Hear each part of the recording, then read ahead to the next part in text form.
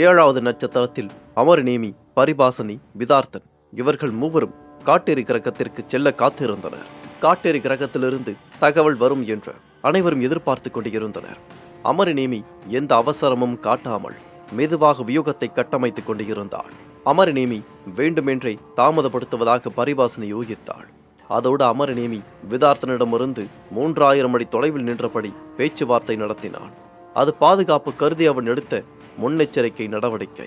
அதைக் கண்டு பரிபாசனி ஆச்சரியப்பட்டாள். அதே நேரத்தில் இவன் ஏன் வேண்டுமென்றே தாமதப்படுத்துகிறான் என்று பரிபாசனை யோசித்தாள். கபிலனையும் மாதேசனையும் முடிந்தவரை மோதவிட்டு இருவருக்கும் பெரும் இழப்பை ஏற்படுத்த அமரநேமி விரும்பியிருக்கலாம். மிக மோசமான சூழல் உருவாகி ஒருவர் இன்னொருவரை கொல்ல வேண்டும் என்று அவன் நினைத்திருக்கலாம். எல்லோரும் கபிலனை அமரநேமியின் எதிரி என்று கருதுகிறார்கள். ஆனால் அவனஸ்தர்கள் கூட்டத்தில் இருக்கும் இரட்டை தலைமை பிரச்சனையில் மாதேசனே அமரநேமிக்கு பெரும் எதிரி. மாதேசன் இருக்கும் வரை அமரநேமியால் தனி தலைவனாக இருக்க முடியாது. அதனால் கபிலனை பயன்படுத்தி மாதேசனை தீர்த்து கட்டக்கூட அவன் விரும்பியிருக்கலாம். இவ்வுலகத்தில் கபிலன் எவ்வளவு வலிமையானவன் என்பதை நன்கு அறிந்த இருவர் இருக்கிறார்கள் என்றால் அது பரிபாசனையும் அமரநேமியும் தான். அவனுடைய போர் வலிமை மட்டுமல்ல, அவனுடைய மனமும் மிகவும் வலிமையானது. துன்பமான சூழலில் போரிட இன்னும் வலிமை பெறும் மனம் அது. அவன் எவ்வளவு நம்பிக்கையற்று இருக்கிறானோ அவ்வளவு தூரம் அவனிடமிருந்து அசாதாரண வலிமை வெளிப்படும் என்று அவர்கள் இருவரும் அறிந்து இருந்தனர். மாதேசனும் அபர்ணாவும் வெளியிலிருந்து பார்க்க வலிமையானவர்களாக தெரிந்தாலும் பரிபாசனி மற்றும் அமரநேமியின் பார்வையில் அவர்கள் இருவரும் சேர்ந்தாலும் கபிலனுக்கு ஈடாக மாட்டார்கள். பரிபாசனி தனக்குள் யோசித்தாள்.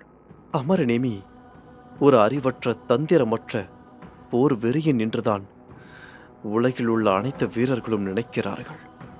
மாதேசனை அவனால் ஒருபோதும் வெல்ல முடியாது என்றும் அவர்கள் கருதுகிறார்கள்.